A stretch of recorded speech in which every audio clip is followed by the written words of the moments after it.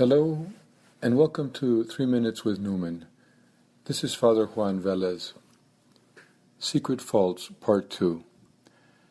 No one will readily deny the importance of self-knowledge and accountability, but why do so few examine themselves every day? In the sermon, Secret Faults, Newman points out that we tend to notice others' faults, but not our own, and are upset when ours are identified by others.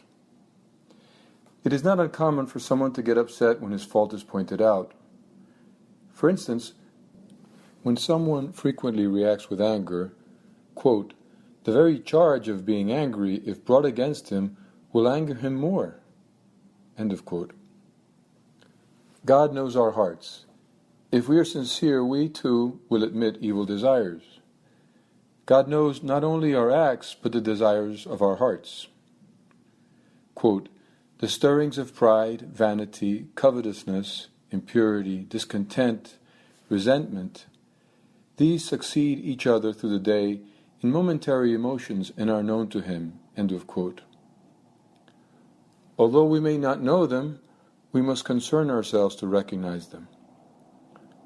Newman explains that the incidents of life and temptations test our virtues and disclose to us our faults. King David, for example, was obedient and faithful to God, yet succumbed at the moment of a strong temptation.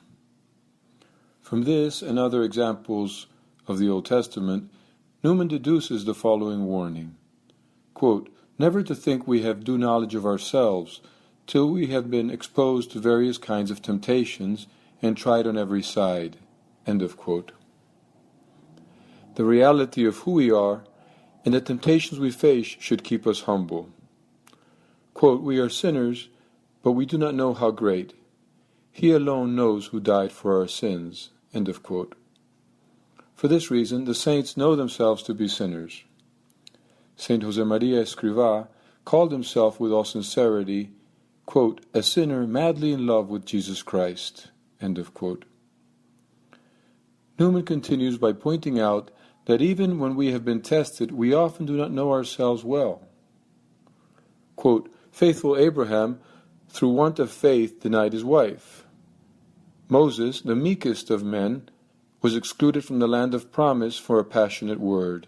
End of quote.